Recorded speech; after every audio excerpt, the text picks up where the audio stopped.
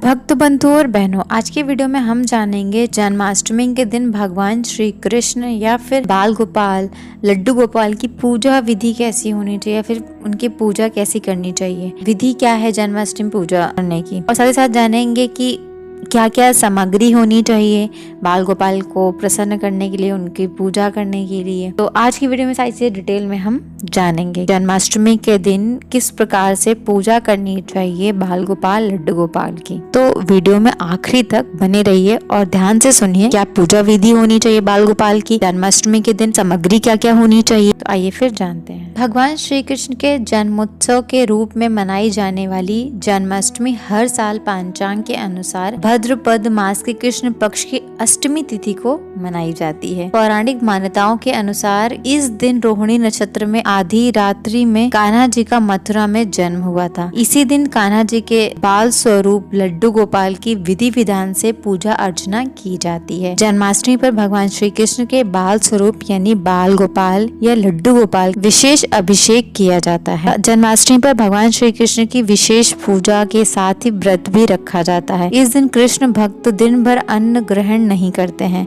कुछ लोग इस दिन सिर्फ फलों और दूध का सेवन करते हैं और रात्रि में भगवान श्री कृष्ण के जन्म के दौरान ही कुछ भी ग्रहण करते हैं। तो आइए सबसे पहले जानते हैं भगवान श्री कृष्ण या फिर उनके स्वरूप बाल गोपाल को पूजन करने के लिए क्या क्या सामग्री होनी चाहिए, या जन्माष्टमी पूजा के लिए क्या क्या सामग्री का इस्तेमाल किया जाता है, फिर क्या क्या सामग्री हमको चाहिए रहती है। जन्माष्टमी पूजा सामग्री में सबसे पहले हमें चाहिए लड्डू गोपाल की मूर्ति। आपके घर में लड्डू गोपाल की मूर्ति अगर नहीं है, मार्केट में इस समय पे अष्टमी के दौरान बहुत सारे लड्डू गोपाल की मूर्ति मिलती है, तो वो मूर्ति और झूला जिसपे आप उनको बिठाएंगे, झूला ले लें ज्यादा अच्छा है, या फिर सिंहासन ले लें, जो भी आपको सहूलियत पड़े। एक खीरा, चंदन, अक्षत, गंगा जल, पंचामृत, दूध, दही, पीला वस्त्र, सिंहासन या फिर झूला, घी, दीपक, बत्ती, धूप बत्ती, तुलसी दल, मिश्री, मक्खन, और घर में जो भोग लगाने के लिए आप खाना बनाएंगे जैसे खीर, पूड़ी, सब्जी, जो भी आपने श्रद्धा अनुसार, ये सारी सामग्री हमें जन्माष्टमी के दिन ये सब सामग्री चाहिए होती है। तो ये बात हो गई जन्माष्टमी पूजा सामग्री की। आइए अब जानते हैं कृष्ण जन्माष्टमी की पूजा विधि या फिर बाल गोपाल, लड्डू गोपाल का अभिषेक कैसे किया जाता है, अभिषेक कैसे करना चाहिए जन्माष्टमी के दिन। आइए फिर अब वो डिटेल में जानते हैं। रात्रि 12 बजे बाल कृष्ण के जन्म के बाद उन्हें किसी पात्र में बैठा कर दूध, दही, घी, शहद से स्नान कराने के बाद गंगा जल से अभिषेक करें। इसके बाद साफ कपड़े में लड्डू गोपाल की मूर्ति को पोंछ कर छोटे से बच्चे की तरह उनका श्रृंगार करें। बहुत लोग खीरे के अंदर भगवान श्री कृष्ण का जन्म करते हैं, तो 12 बजे खीरे को बीच से फाड़ के उसके अंदर कृष्ण भगवान की मूर्ति को रखा जाता है फाड़ के। उसके बाद उसमें से निकाल करके उनका अभिषेक करें।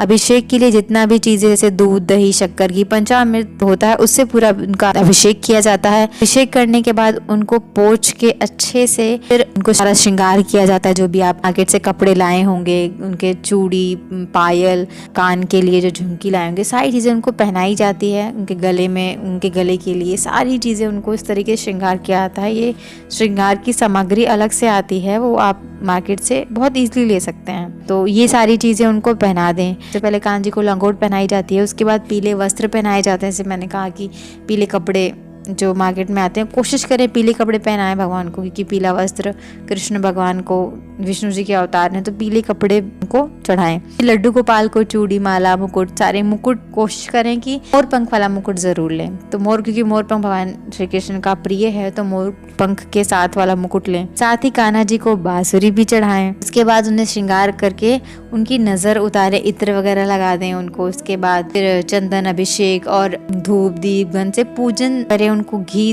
का दीपक जलाएं, उनकी आरती उतारें, उनके चालीसा पढ़ें, उनका मंत्रों का जाप करें। उसके बाद फिर आप उनको भोग लगाएं। जो भी चीजें आपने घर में बनाई है, जो भी चीजें आपने मंगाई है, मक्खन हो गया, दही हो गया, दूध हो गया, साथ ही साथ आपने घर में जो भी सामग्री बनाई है, फल हो गया, इन सारी चीजों का भोग लगाएं। और तुलसी दल, बिना तुलसी दल के भोग न लगाएं, सारी चीजों में तुलसी दल का अवश्य डालें। उसके बाद ही लड्डू गोपाल को भोग लाएं। पहले क्या करना है, पहले आपको उनको स्नान कराना है, खीरे में जन्म करवाएं, या फिर आप किसी प्लेट में रख के भगवान को स्नान करवाएं। पंचामृत से स्नान कराने के बाद उनको अच्छे से पोंछ के उनको वस्त्र पहनाए, जो भी वस्त्र आप मार्केट से लाए हैं खरीद के, उस वस्त्र को उनको पहनाए। उसके बाद उनके गहने जितने भी गले में, कान में, हाथ में, चूड़ी, पायल, ये सारी चीजें उनको अर्पित करें, उनको पहनाए। पहनाने के बाद उनको स्थान दे, चाहे आप झूले बिठाएं, चाहे आप सिंहासन पे बिठा दें या फिर झूले बिठा दें।